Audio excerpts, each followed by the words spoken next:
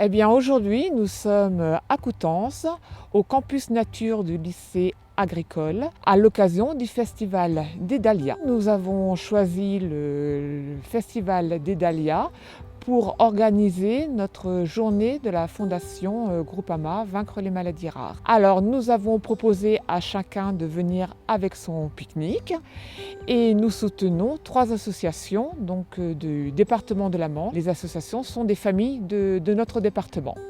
Et donc cet après-midi, il sera possible de visiter le festival, c'est une visite libre, et également de marcher. On organise, il y a des circuits de randonnée sur place et il sera possible de randonner pour les marcheurs avertis. Donc il y a une participation de 5 € ou 10 € avec le chapeau qui est demandée. Les dons sont acceptés bien évidemment. Tout est reversé aux 3 associations.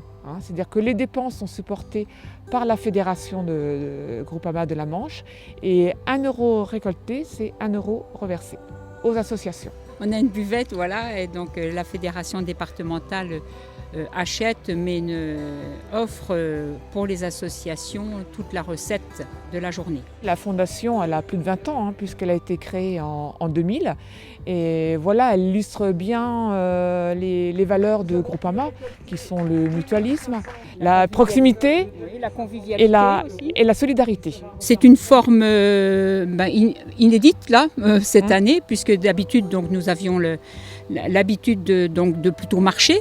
Il y avait une journée plutôt en juin et puis les circonstances font que depuis 2 ans, voilà, on change. L'an dernier, on n'a pas pu faire et donc on a trouvé que c'était aussi une bonne idée de profiter d'un cadre comme le Festival des Dahlias où on a la chance aussi d'être accueillis par le lycée. Et c'est un plaisir également pour nous de revoir les associations que nous soutenons depuis quelques années.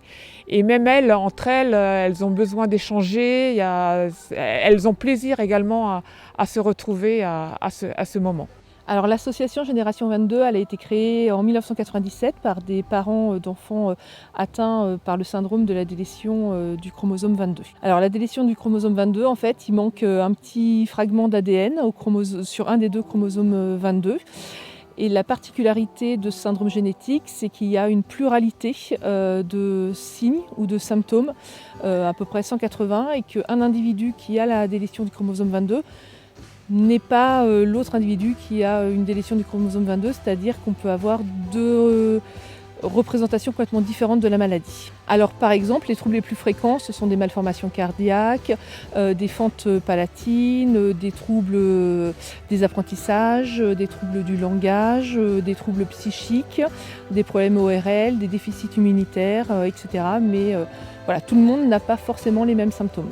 C'est une première pour moi, donc du coup c'est aussi de faire connaître l'association, de permettre aussi aux familles de l'association de Normandie de se retrouver et puis de récolter effectivement des financements pour l'association. Donc l'argent récolté va à l'association et permet du coup d'aider les familles qui organisent des réunions d'information dans les régions, un congrès national, aussi des groupes de parole pour les familles et pour les personnes atteintes aussi de la délétion du chromosome 22. L'association aide et finance du coup des programmes de recherche. C'est une association pour l'albinisme puisque des personnes sont atteintes. Donc c'est un dysfonctionnement de la mélanine au niveau du corps, au niveau de la croissance fœtale. Alors les personnes qui sont atteintes d'albinisme, il y a plusieurs formes. Donc il y a l'albinisme oculaire donc, qui ne va toucher que les yeux. Il y aura l'albinisme oculocutané donc, qui touchera les yeux, mais aussi la peau, donc avec une dépigmentation partielle ou totale au niveau de la peau. Et il y a après toutes les formes syndromiques, donc c'est un albinisme oculocutané avec des problèmes de plaquettes, divers et variés, gastro et tout ça. Faire parler nos associations, et puisque c'est à travers les organisations de ce genre qu'on récolte des dons, etc.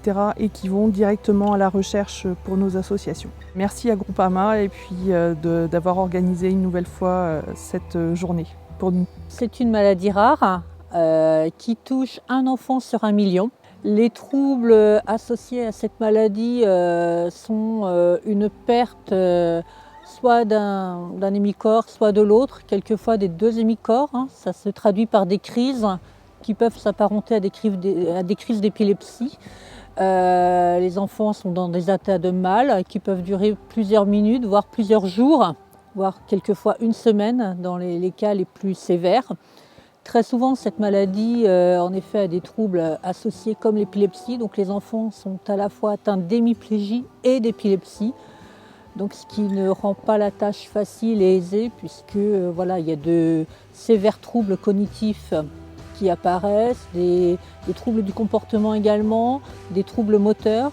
Il y a des enfants qui n'acquièrent pas la marche, qui n'acquièrent pas la parole, ou qui peuvent les perdre à certains moments quand ils sont en état de crise notamment. Alors ce que j'attends d'une journée comme celle-ci, avant tout, c'est de faire connaître cette maladie. Puisqu'à l'heure actuelle, uniquement à peu près une soixantaine de jeunes sont recensés en France. Et donc il est important pour nous, grâce à des actions comme celle-ci, de faire découvrir la maladie, d'en parler et de se rendre compte que finalement une maladie qui peut toucher un enfant sur 1 million, elle peut aussi toucher au milieu de la Manche par exemple, voilà, un enfant. Alors tout l'argent qui va être récolté aujourd'hui va être versé intégralement à l'association, puisque c'est une toute petite association, il y a peu de membres, mais néanmoins elle est très active, notamment dans des programmes de recherche sur le gène et elle est également en lien avec des équipes américaines pour essayer de trouver des médicaments qui ne pourraient pas à ce stade guérir nos enfants, mais au moins les soulager dans des crises très très lourdes. Donc cet argent va nous servir en effet à financer la recherche et également à aider certaines familles qui sont vraiment dans un besoin et qui ont besoin ponctuellement. Voilà. À bientôt sur tvie.tv.